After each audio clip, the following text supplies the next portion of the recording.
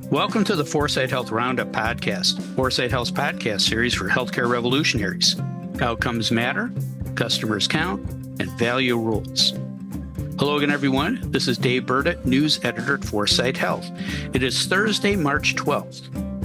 If you're a healthcare executive with the letters FACHE after your name and you voted for this, how you feeling right now? Well, if you or someone you know has the measles, probably not too good. We're going to talk about the measles and its impact on healthcare with Dave Johnson, founder and CEO of Foresight Health, and Julie Murchinson, partner at Transformation Capital.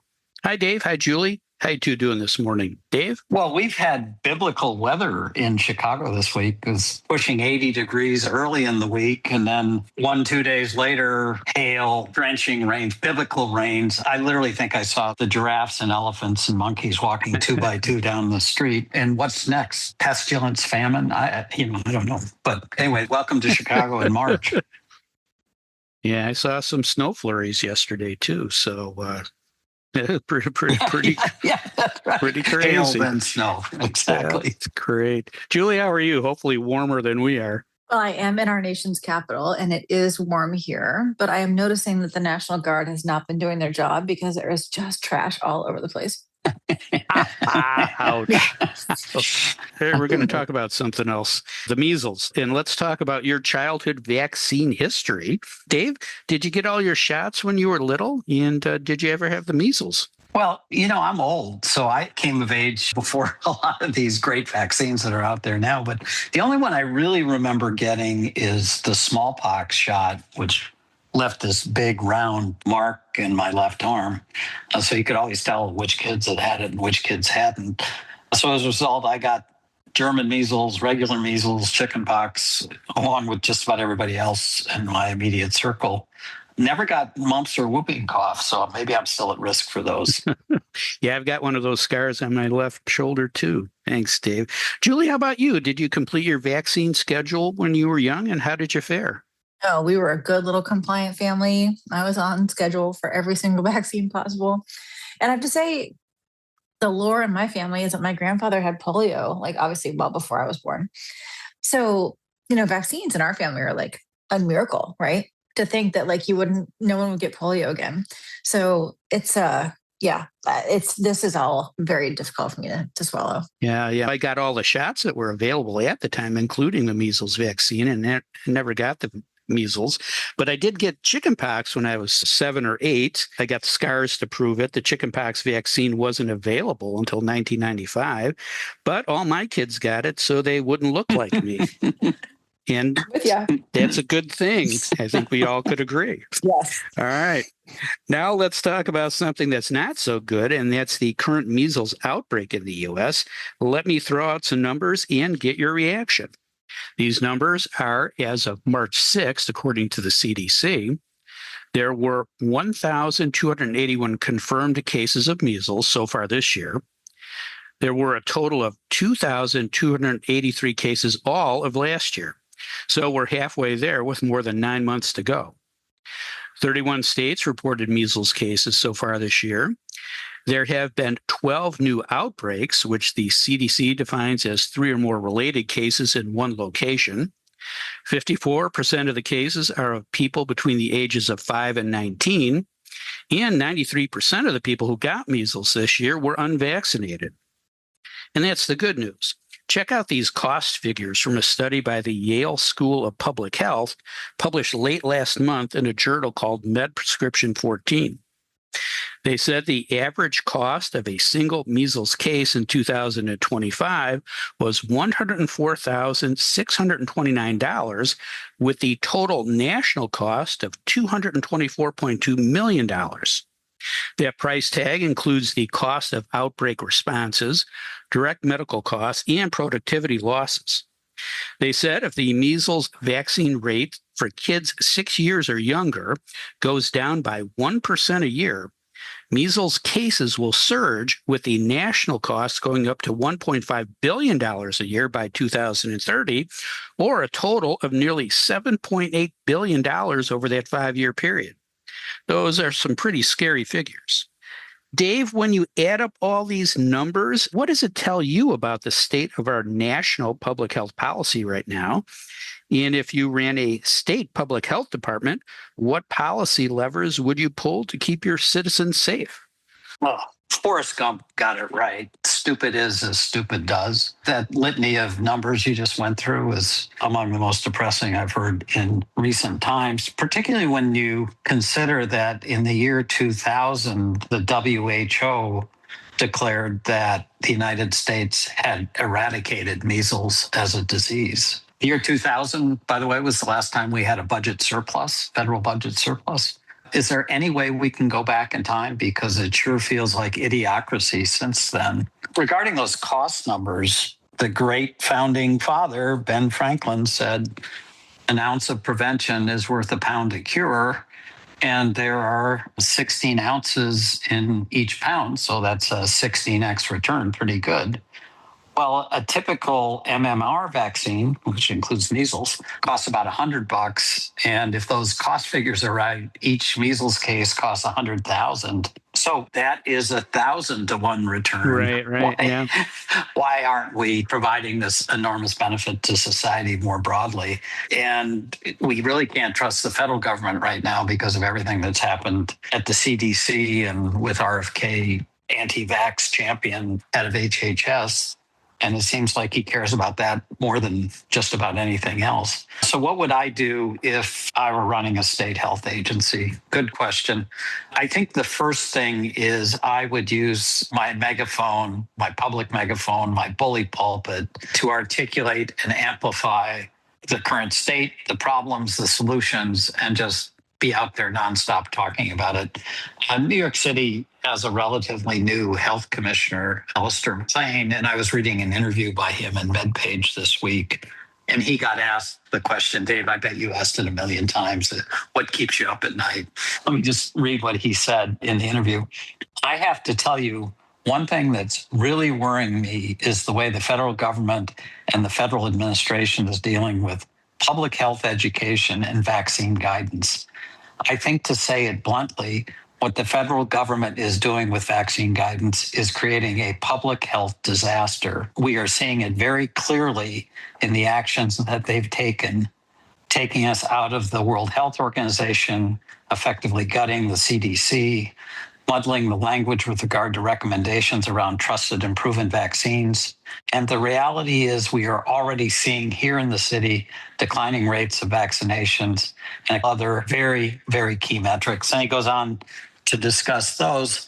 And then he finally says, but we're not waiting for the federal government to come in and tell us what to do. And this was what blew me away. New York City joined the WHO, the World Health Organization, 2 weeks ago. Really? I didn't know. Yeah. Wow. I didn't know you could do that directly. That's great. Yeah. So, use that bully pulpit, get out there, tell the truth, and do everything you can do conceivably to help persuade the public to follow proven advice. And I've been worried about South Carolina. Like they had that measles outbreak in sort of the northwestern part of South Carolina around Spartanburg. So because we were doing this, I decided to go to the public health website for the state of South Carolina. And surprisingly, it was pretty good. I mean, you go to the page on the measles dashboard outbreak, and they got the key takeaways. And the first couple just go into how contagious measles is. And then it makes this very logical statement. The measles vaccine, MMR and MMRV, is the best way to protect yourself and others against measles. And then they have a chart that goes through the measles vaccine. What does it prevent? How does it work? How well does it work? Very well. Is it safe? Yes, very safe. Then it goes in who should not get the vaccine. Well, it's very few people. What's in the vaccine?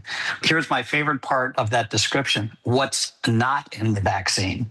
No mRNA, no aluminum, no preservatives, and no fetal tissue. So, they're clearly aware of who their audience is.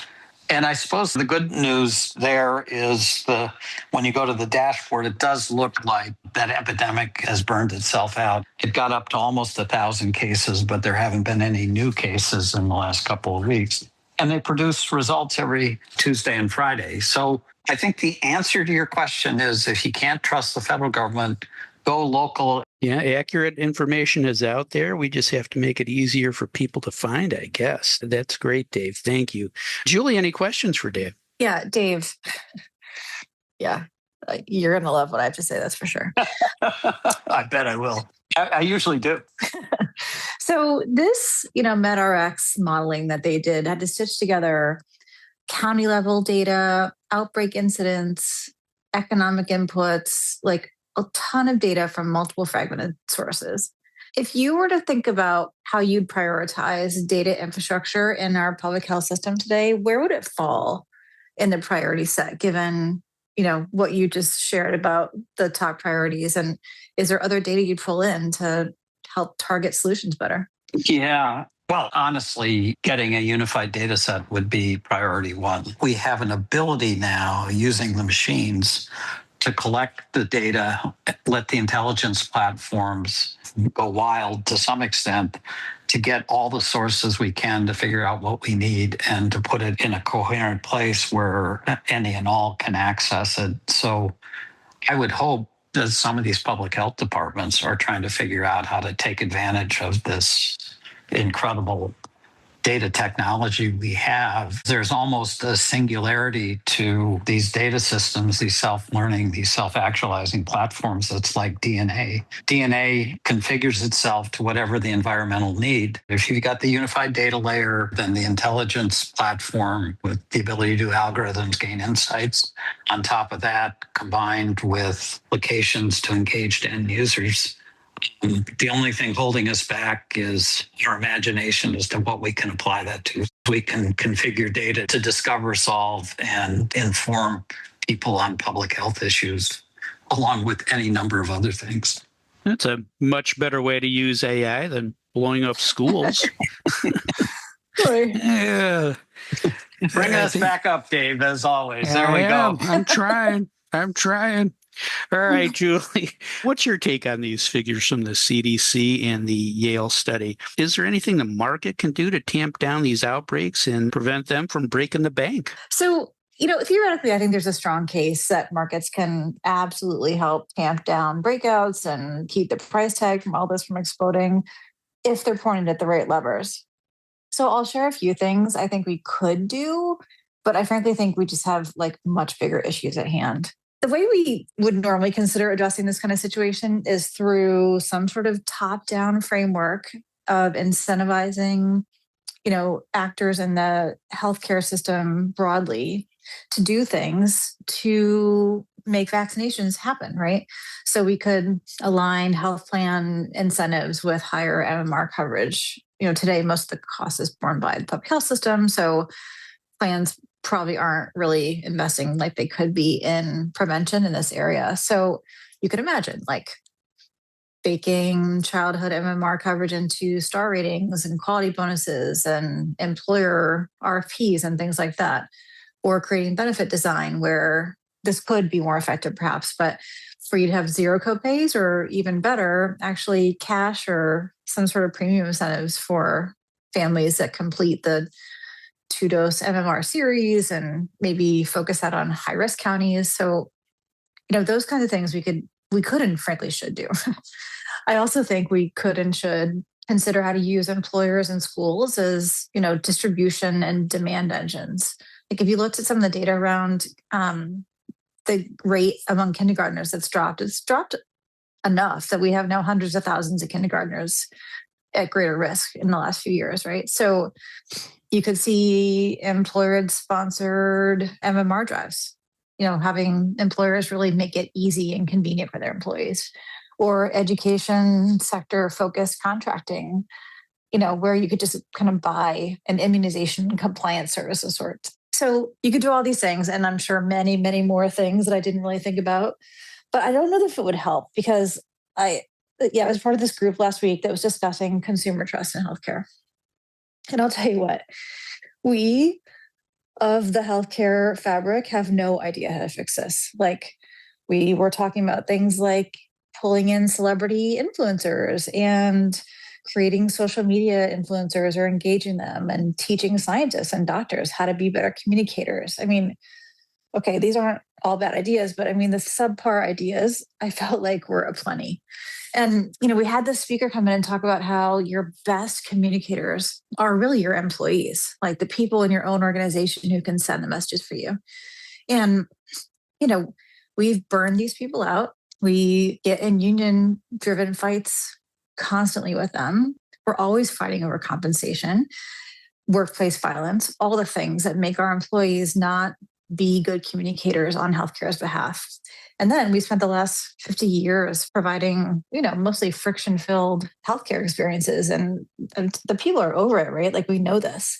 We've told them that their doctor can make them better and heal all wounds, but we totally screwed that up during COVID. And we had been screwing that up for years prior to that. So, not only did we keep dads out of delivery rooms and force patients to die by themselves, but we actually have made vaccines that have created issues, even though I think most of that has been inappropriately directed towards vaccines. We have created issues. We have a trust problem.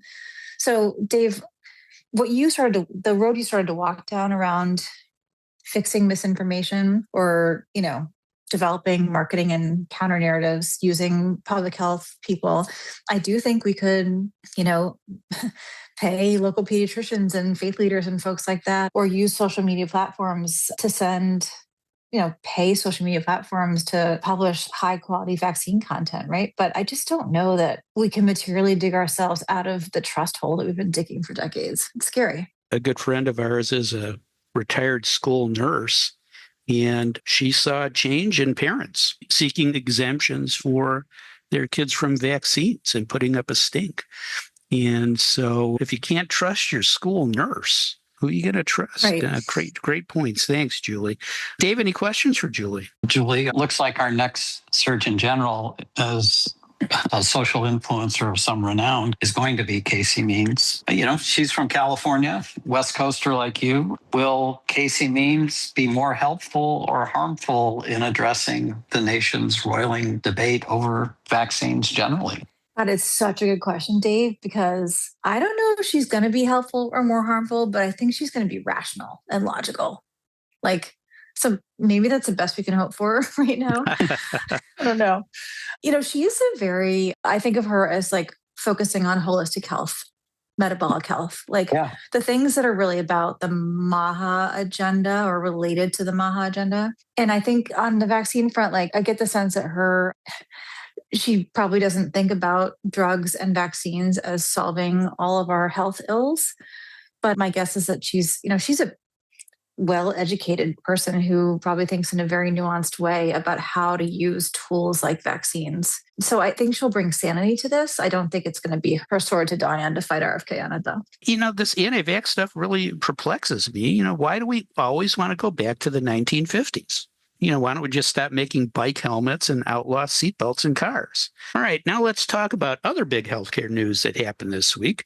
Julie, what else happened that we should know about? Well, it was only 6 or 8 weeks ago when we started talking about Thoreau, but it is now flamed out and Matt Holt has left New Mountain Capital. So new chapter. Wow. I hadn't heard that. Wow. Oh, yeah. Me neither. That was fast. Yeah.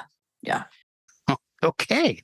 All right. This is going to be the first thing I look up when we're done here. Thanks, Julie. You heard it here first. Yeah. Breaking news. Thank you. Dave, what's your big healthcare news of the week? Well, I'm still chuckling myself to your observation about going back to the 1950s and the old joke that everyone wants to go back there. Republicans want to live there and Democrats want to work there. So there you go. But my big news for the week is the Trump administration is coming up with a new type of Medicare Advantage plan that won't have a provider network. Essentially, those offering these plans will announce their prices for specific procedures and let the market figure out how to provide them at those prices. And it's intriguing because if it gets enough scale, it could actually change supply-demand dynamics. On the other hand, it really exposes people in high deductible plans to some surprises that we're very used to. So anyway, something to pay attention to, maybe even do a program on at some point in the future. Very interesting. Thanks, Dave. And thank you, Julie. That is all the time we have for today. If you'd like to learn more about the topics we discussed on today's show, please visit our website at foresightshealth.com. You also can subscribe to the Roundup on Spotify, Apple Podcast, YouTube, or wherever you listen to your favorite podcasts. Don't miss another segment of the best 20 minutes in healthcare. Thanks for listening. I'm Dave Burda for Foresight Health.